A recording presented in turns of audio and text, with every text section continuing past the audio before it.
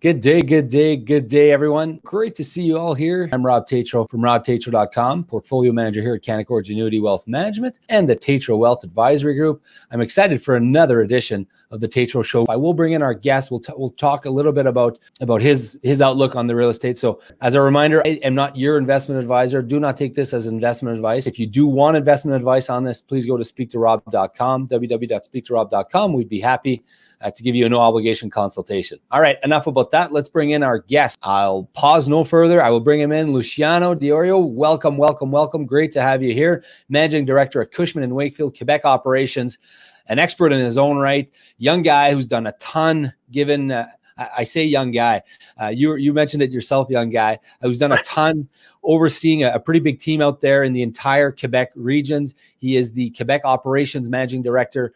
Welcome to the show. Thanks, Rob. Thanks for having me. Hey, I want to ask you a bit of the side stuff you do. You mentioned did I hear correctly, you're on the board of governors at McGill, or you're on a committee at the McGill University, or you're on the... Very honored to be on the Alumni Association. The Alumni Association. Yeah. Yeah, so you're telling me about an upcoming decision on the university. So, I mean, I teach at the St. Boniface University here. I teach one course with my dad. We team teach. We got an email last week from the dean telling us that we'd be teaching the semester remotely. So I'm guessing you guys will not be... There's no universities in person happening at McGill, I would imagine.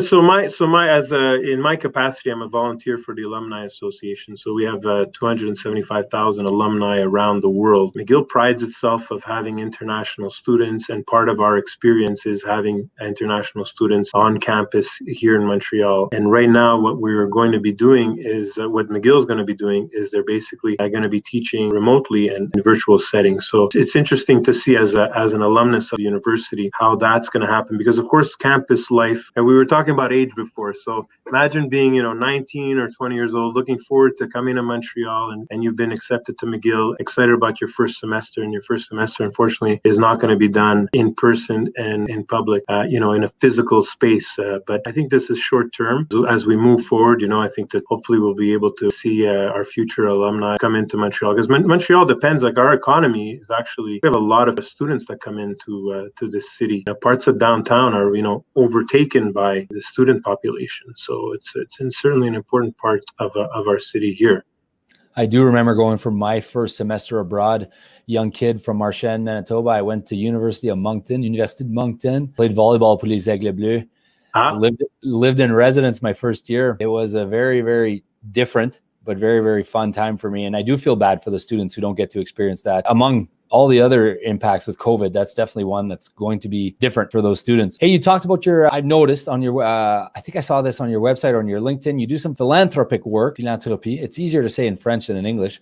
You've co-founded the Tiny Survivors Neonatal Fundraiser. That was part of what you're involved in now. Talk a bit about it and what it means to you. Sure. Yeah, absolutely. That is something certainly very near and dear to my heart. And I've got to try to hold back the tears when I talk about this, because my son was born extremely premature back in 2008, and he came along at 24 weeks and 5 days, and we were able to save him. And he is now 11 years old, by the way. When he finally came home and everything was starting to be normal, we basically said, we want to do something to recognize the hospital and to thank the hospital. And so we started off, a few parents who were co-founders with us, basically said, look, we're happy to join in, and we're happy to join you and help this great cause, because we also had children 10 years ago that were born prematurely. So we started off by wanting to just do a cocktail and raise $15,000. Well, we ended up raising about $50,000 that first year, and we've been doing it now for almost 10 years. In fact, after we finish chatting, I'm going to be talking about what is our next fundraising objective. And of course, we're affected by COVID too, because usually we have a cocktail event in the month of November.